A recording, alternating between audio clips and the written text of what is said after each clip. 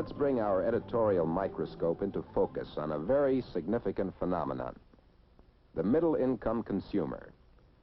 You may have met this character in Fortune's now famous series on the changing American market, which portrayed his dramatic rise into the dominant economic personality of our time. This 1953 study showed that the zoom in the American market after the war, the unprecedented volume of goods of all kinds gobbled up by an insatiable tide of buyers, was largely the work of this middle-income man.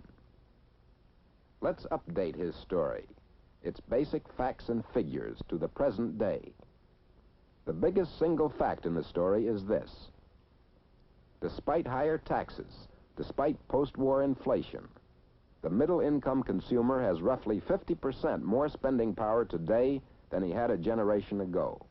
In real income, $240 billion. He has fed new demands into the production apparatus of industry, accounting for the housing boom, appliance sales, the rush for prepared foods, even the once exclusive preserve of the exclusive rich. The luxury market has been invaded in force and virtually captured by the middle-income buyer. And this is only the seagoing phase of a campaign that has succeeded in changing the entire shape of the luxury market. How did it happen? Through a revolutionary change in the way U.S. income is distributed. In 1947, 27% of the population was in the middle income range, earning between $4,000 and $7,500 a year. In all, there were almost 13 million families in this bracket. By 1953, as Fortune told us, 5 million more families moved into this income category. Today, more than 1 million more families have promoted themselves to middle incomes. In terms of dollars, the families in this bracket now receive more than 42% of all income, real income. And their spending is just as real. Food is now a $64.5 billion market, up 8% since 1953. Clothing sales, up 6% from 1953. Housing, for the 7th straight year, the industry has topped 1 million starts.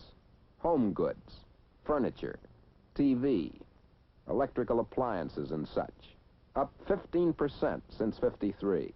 The family car, 7.5 million autos bought in '55. So far, demand has matched the incredible pace of American productivity, stride for stride. Let's look at the production story a moment. Over the past century, production per man-hour showed an average increase of 2% per year. These 2 percentage points, compounded annually, doubled production over the last generation, quadrupled it over the last 2 generations. They made America. But see what has happened since 1947. The yearly rate of increase has risen 50%, and the implications of that rise are truly staggering. If sustained, as it seems likely to be, it will remake America. Production per man-hour is slated to redouble by 1980. But this productive potential, if it is to translate itself into standard of living, has got to be sold, and in large measure, sold to him. Thus, marketing becomes the pivot on which our continued prosperity turns. Marketing must make the growing production mesh with the expanding market. This is where the challenge now lies. To meet that challenge, American business has taken a new look at its own attitude to marketing and advertising. Over the past 30 years, the ups and downs of advertising activity kept pace with the ups and downs of consumer spending. When sales rose, promotional activities rose. When sales dropped, advertising dropped. But in 1949, and again in 1953 and '54, there was a change. As the volume of sales slid down, advertisers countered by moving the volume of advertising steadily up. For the first time, advertising and selling were allowed to create sales, instead of sales creating advertising and selling. How come? That's the question we put to a group of manufacturers recently. Here are the answers. The vice president of a leading camera company said, In 1954, our advertising appropriation increased approximately 20% over 1953, whereas sales showed no change. As a result, we were able not only to hold our own in the marketplace, but to stabilize our employment levels. The president of a top oil company told us, "Our plans call for a continuation of our present aggressive advertising and promotional efforts. We fully expect our competitors to do likewise." The president of the #1 beverage company said, "Businessmen today regard advertising as an investment rather than just a business expense." And the president of a leading tire and rubber company put it this way, "Advertising and other sales activities should not move up and down with minor changes in the total volume of business. They should maintain a steady pace geared to the overall growth trend." These statements represent a very real and important change in business thinking. The feeling is abroad that aggressive advertising and marketing, while they may not prevent short cyclical downturns in the economy, nevertheless will have a strong stabilizing effect over the long haul. This is exactly what happened when 1955 moved far ahead of the 1953-54 dip. The basic reasons for the new outlook are, first, a new confidence in the ability of government to help maintain economic stability. Businessmen now recognize that government is better equipped and better able to help check an inflationary or deflationary cycle. That government is constantly on the alert for any sudden rise or fall in the business barometer. Second, and far more important, is the growing awareness of business leaders that the #1 job of industry today is distribution. Moving the goods into the hands of consumers. Matching desires with income, prices with costs, consumption with production. This is the function of marketing. And marketing, as management now realizes, consists of all company operations, except only physical production. All the services that help move the product to the buyer. Marketing research, product designing, product testing, product servicing, merchandising, packaging, pricing, physical handling, storage and transportation, credit and financing, accounting and billing, sales organization, sales force, sales outlets, retail selling, advertising, public relations. Where's the kitchen sink? Well, if you happen to manufacture kitchen sinks, there it is, right on top. The tangible product whose distribution depends on the successful interplay of all these 17 marketing functions. A manufacturer has a complete marketing plan only if he has covered every one of these vital operations. A third reason why businessmen have turned increasing attention to creative marketing is the changing American market, expressed in the zooming birth rate, with bigger families back in style. The amazing mushroom growth of suburban America, the upgraded scale of income everywhere, and especially the new pattern of income distribution, which has let its bounty fall smack in the middle range of income.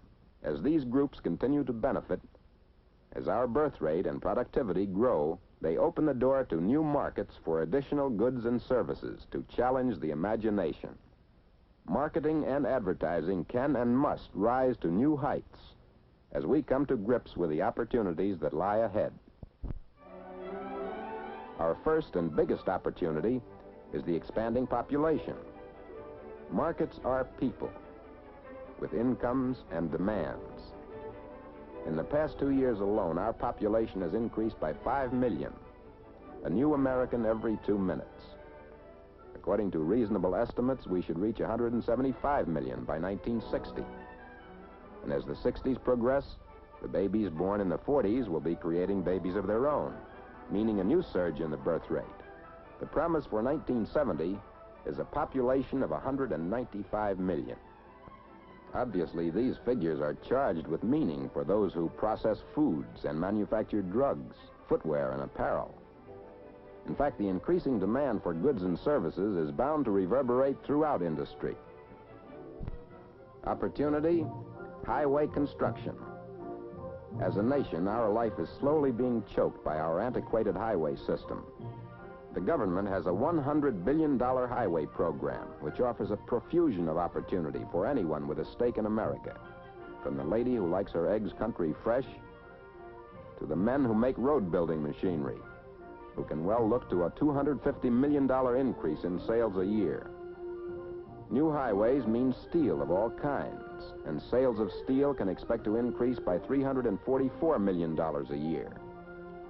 Cement, concrete, asphalt, tar, road oils, an increase of $435 million a year. And just think of what will happen to the production, sales, and service of automobiles, truck and bus transportation, gasoline and oil and tires. These functions account for nearly 10 million jobs, meaning 10 million wage earners and their families better able to buy products of all kinds in every locality of the U.S. Opportunity? Rewiring the home. It's a fact that 4 out of every 5 American homes cannot accommodate the electrical wonders of today. Why? Because most homes are not adequately wired for modern appliances. Here's a giant-size opportunity, an $8 billion order for raw materials producers of copper, steel, insulation, electrical appliance manufacturers and distributors, and the people who plan or work for them, public utilities, which must meet the resulting upsurge in demand for gas, oil, and electric power. Opportunity, urban redevelopment. Think of a business, any business, industrial or consumer, and then imagine the opportunities that would open for that business if our cities would step up their present redevelopment programs. Our cities need enlarged parking facilities, more bridges, redevelopment of slums. Add the crying need for new city schools, hospitals, and recreation centers, and urban redevelopment emerges as the biggest single task and opportunity ahead. Less tangible, but just as real, is the opportunity in new product development. The past is only an inkling of the future. And look at what jet planes, penicillin, nylon, television have meant to our economy and our workforce. This much is certain. 10 years from now, a good part of our workforce will be making products as yet unknown, or now incubating in laboratories. A recent statement by a giant electrical company, referring especially to electronic and atomic energy, summed up the near future in these words: "The fields are so promising that we expect to produce more in the next 10 years than in all of the previous 75 years of our existence." Opportunity, the suburbs. 1/5 of America, over 32 million people, now live in the suburbs, and 1.25 million more are moving in each year. This shifting tide of population carries with it a clamor for new shopping centers, new schools, new highways, new fulfillments for off hours and leisure time. As it builds, suburbia becomes a green pasture for every conceivable type of insurance line. And suburban living opens new opportunities for beverages of all kinds, sporting goods, the entire spectrum of consumer goods and services. Opportunity, education. The number of high school graduates has doubled since as recent a year as 1940. This in itself means opportunity to the business community, for it's a matter of straight statistics that the higher the education, the higher the demand for more goods, better food, more leisure, more travel, more education. A people with high standards of education is a people with high standards of living. Opportunity, leisure time. The average American today works 15% fewer hours than he did a generation ago. Yet his productivity is more than half again as high. Both trends, rising productivity and shorter hours, will continue. The increase in leisure time, now and in the years ahead, is a creative economic force bringing new needs, hence new opportunities for marketing. These are only a sampling of the great opportunities in store. Opportunities that could and should and will be seized by American businessmen to create more goods, more jobs, more income, and more opportunities for us all. As we peer into the future, the signposts become visible, even legible. We know we are somewhere in the middle of a period of unprecedented economic change. As one industry spokesman recently wrote, "For those of us who view history as a fascinating spectacle, the prospect of the coming quarter century is exhilarating. It is as if we were privileged not only to see, but to participate in centuries of development, telescoped into a brief span." It is not too early to train your sights on this prospect right now.